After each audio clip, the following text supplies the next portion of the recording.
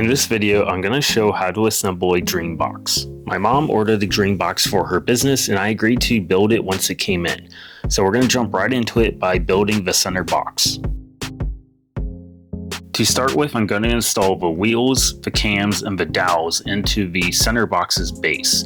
And while I do that, I'll discuss the Dreambox a little bit. For those of you who have never heard of the Dreambox, it's basically just a giant fancy storage box that is used for storing arts and crafts supplies. My mom bought the version of the Dreambox that came with all the storage boxes and storage containers that go in it, so it was a fairly large shipment. In fact, it came in on a double wide pallet and it weighs over 400 pounds total. 4 of the boxes that it comes in weigh 89 pounds or more, so this is a pretty heavy system. I think I saw somewhere that it might weigh up to 600 pounds total, but I can't find that information again. So just be aware that you're gonna need someone who's pretty strong, or you're gonna need at least 2 people to move some of these boxes. Luckily, despite its size and how many pieces it comes in, the Dreambox is pretty easy to build. It only requires a couple of basic tools. You'll need a Phillips screwdriver, a rubber mallet, and a 10mm wrench or socket and extensions. I would also recommend having a drill on hand. That could be helpful later on as well. While the assembly process is very easy, it will take a while to do. Depending on how fast you are and how much experience, they estimate anywhere between 4 to 10 hours to build it. I can imagine you could do it in 4 if you have experience building them before and you know exactly what to do, but it did take me around 8 to 10. Now,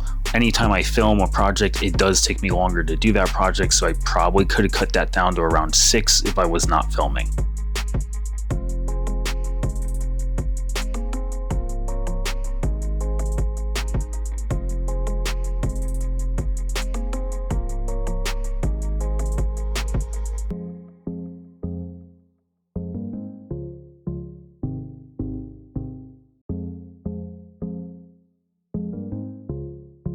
So after installing everything into the center box's base, I'm going to move on to the sides of the center box. For this, I will need the metal posts, the cams, the base pins, and the wooden dowels. Now, the instructions are very easy to follow. Again, if you've built IKEA furniture, it's just like IKEA furniture. So you've got the pictures showing where everything goes. And if you have no experience building IKEA furniture, then I guess the best way to say is it's like Legos. Hopefully you built Legos as a kid and it's essentially the same thing. You got photos and it shows you where each of these pieces go as you build it. While the instructions are very easy to follow, I did find some mistakes throughout them. So on this particular situation with the sides, it said that you need 12 metal posts, but you actually need 18 because there's 9 metal posts that go into each side. Now, despite the fact that they said you need 12 and you actually need 18, I was not short any parts at the end, so I had all 18 that was necessary. In fact, for every part that's used during the build process, I found that at the end I was still left with about 1 or 2 extra. So they do make sure that they pack extra just in case.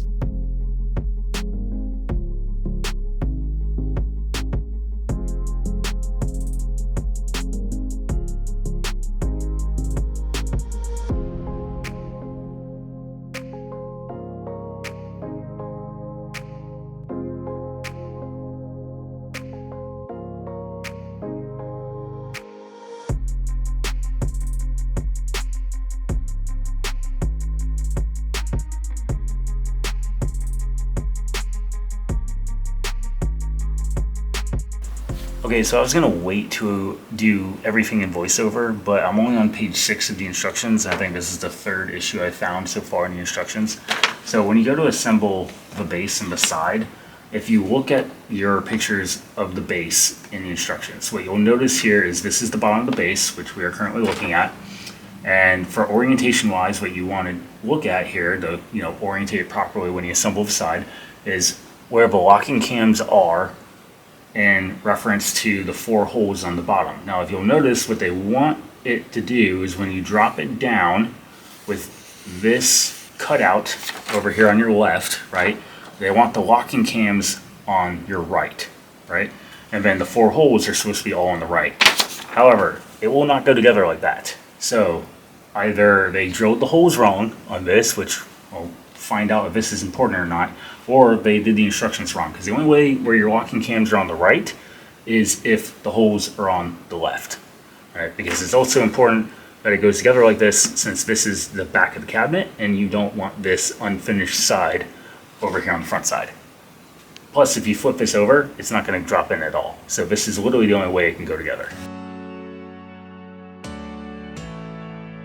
With the sides done, now I need to grab the center box shelf. There are 2 of them, so shelf 1 and 2, and I will have to add the cams and dowels to them. And then once I finish that, I will take both of those shelves and the base and attach them to the sides.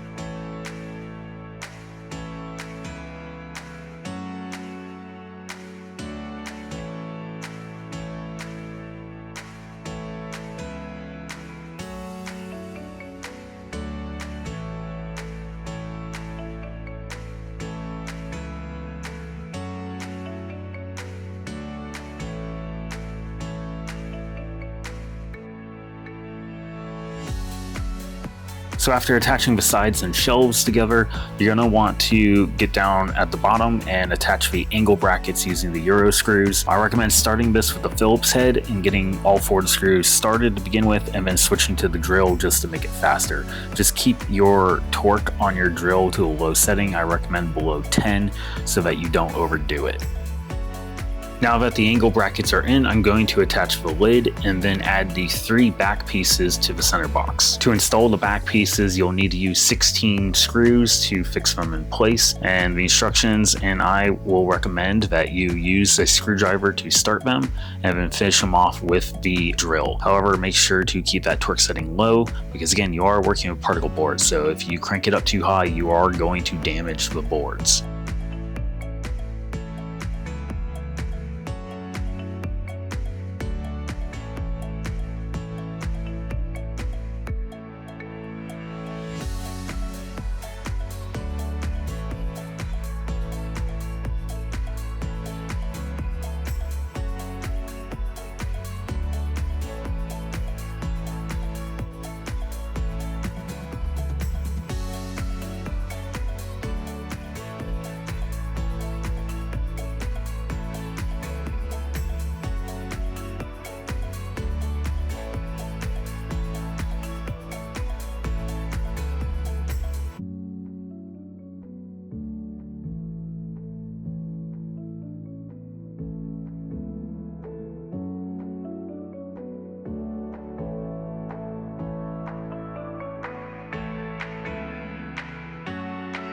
Next, you need to flip the center box onto its back and install the 2 upper dividers. So you may want to open all the boxes to begin with. I mean, you should do that just to make sure nothing's broken, but you may want to go through them all and find and identify all of your pieces, because I found the upper dividers in box 4, but box 4 is labeled swing doors. So box 1 is the center box. But these pieces belong to the center box but are not in box 1. So if you just open one box, you may not find all of your pieces that you need for that particular box that you're building at that time. So you may have to go through other boxes to find the pieces you're looking for.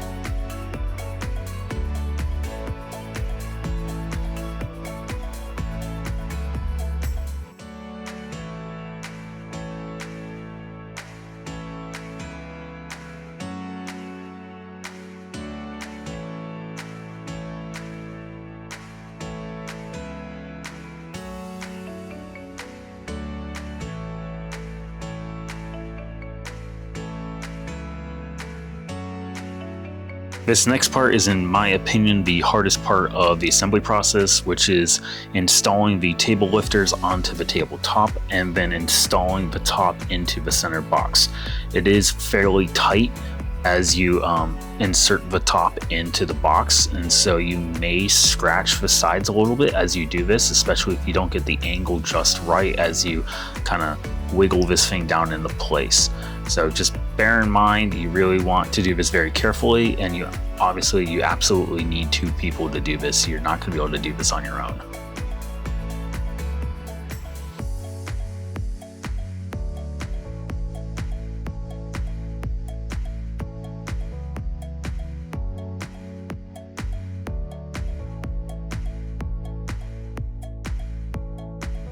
Next, it's time to install the lower divider.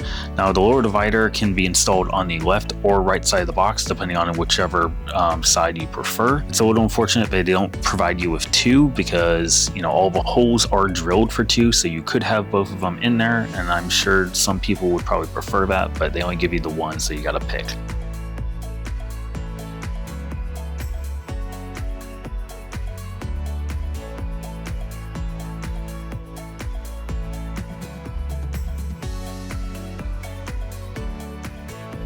They do provide you some hole plugs to fill in the holes for whichever side of the lower divider you chose not to use. I found that they fall out very easily, so maybe you can try gluing them in place. Otherwise, probably will have them fall out just like what I've had. In fact, I think I've already lost one because of that, so whether or not you use them is up to you.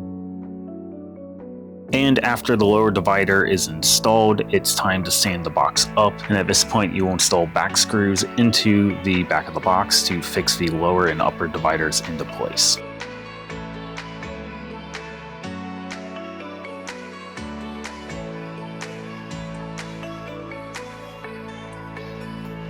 So to finish off the center box for now, you can add the stabilizers to the bottom of the box and the logo plate. Now I would add the stabilizers for now while you build the other boxes, but in the end you will probably end up not using the stabilizers at all, and I'll explain that later once all the boxes are built.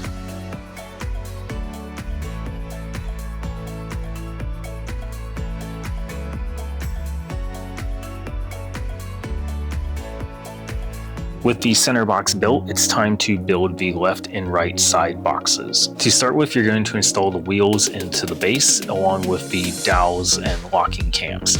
Then you're going to move on to the sides and install all of its hardware. And then next, you'll move on and grab the shelf and the lid, add it to the side, and then add the other side on top of them. Now the instructions say to build the left box first and then repeat all the steps to build the right side box. I recommend if you have 2 people and you have the space available to build both boxes at the same time. If you build both boxes at once, you should be able to save time overall, since whatever hardware is required for one box, it's going to be the same number required in the same location on the other box. So just having all those pieces laid out at once, you're just going to be able to breeze right through both of them at the same time. The first few steps to assemble the left and right boxes is virtually the same as building the center box.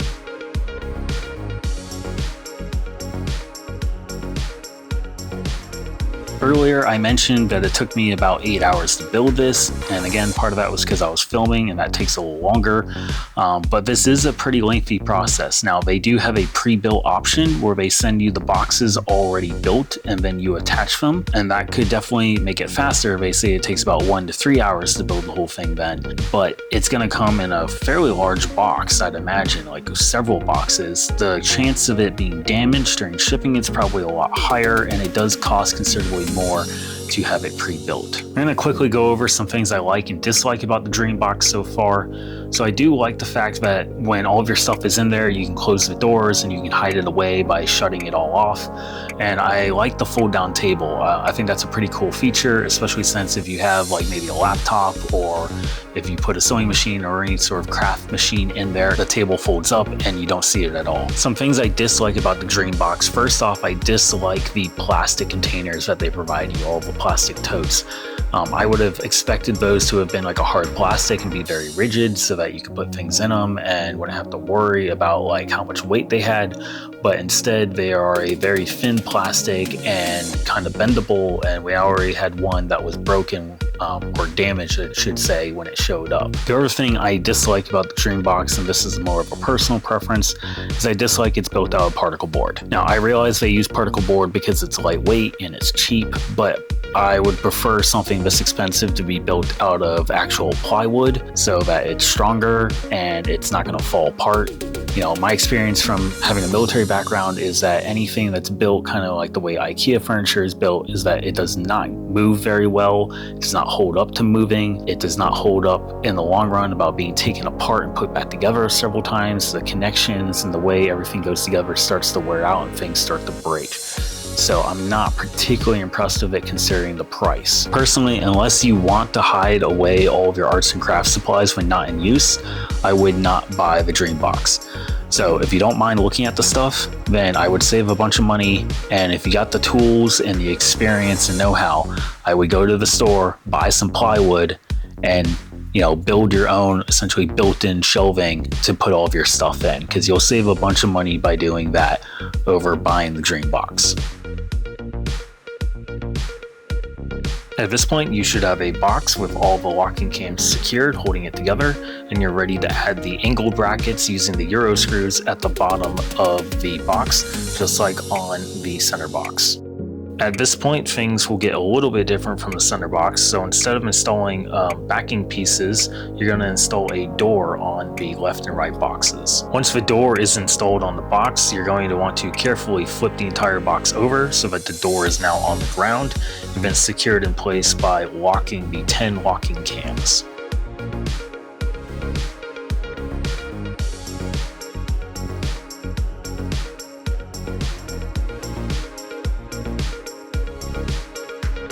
Next, it's time to install the hinges. I would start by using the manual screwdriver to get the screws started, and then to save time, just use the drill to finish them all off. But just remember again to keep that torque setting low. Now it's time to install the tote tracks and install the upper divider.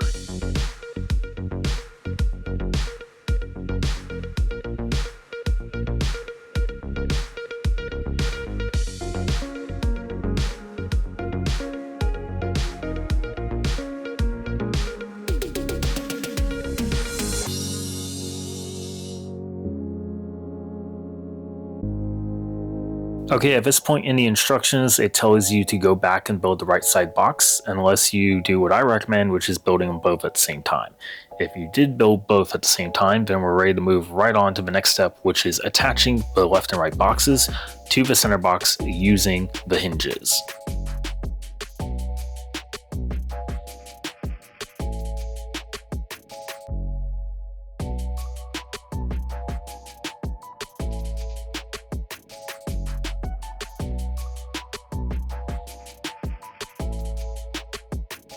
Once the left and right boxes are secured to the center box, you can add your door hinges and then add your metal shelf pegs for your left and right dividers. For the lower dividers, the lower divider for the left box will go on the left side, and for the right box, it will go on the right side.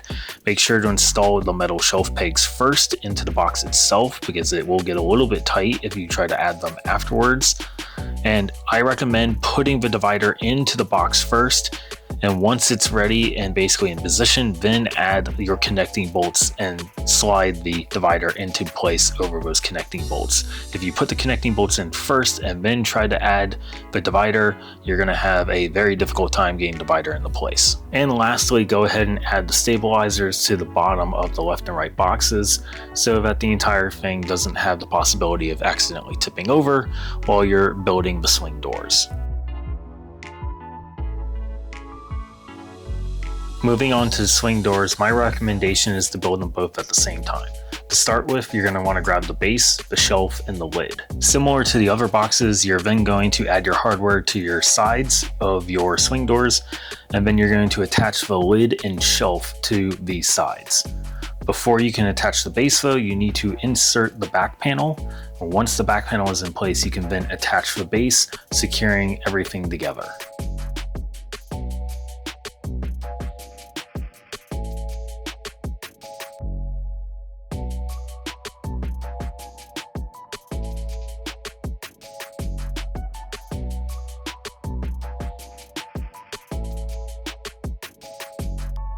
Once both swing doors are complete, go ahead and attach them to the left and right boxes via the hinges, and then you can attach the magnetic swing door catch to the top of the boxes.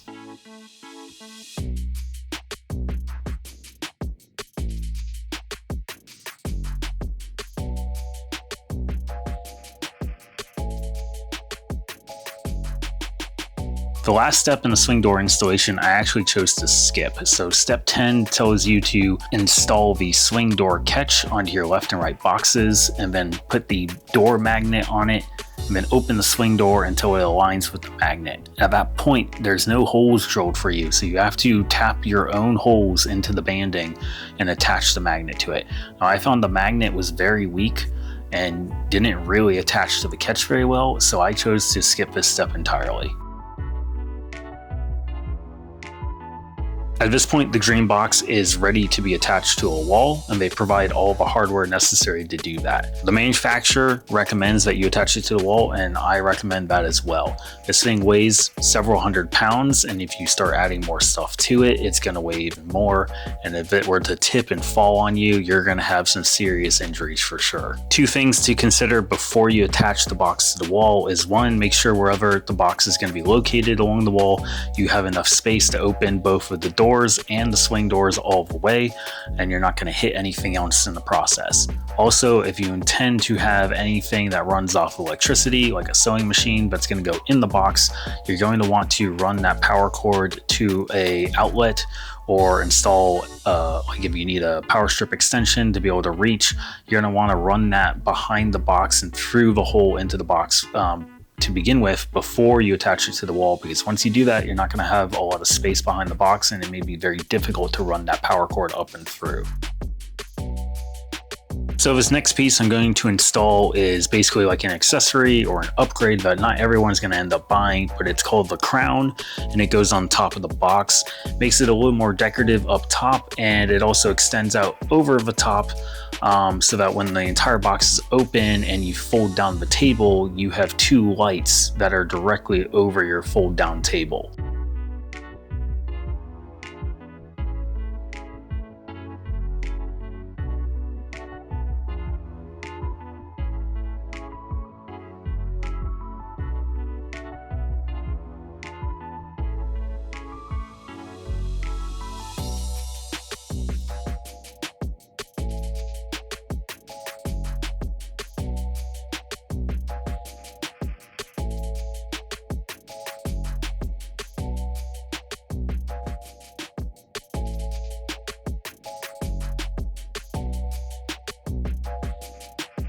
Now personally, I like the way the crown looks with the box, and I like the fact that it adds two lights directly over your workspace.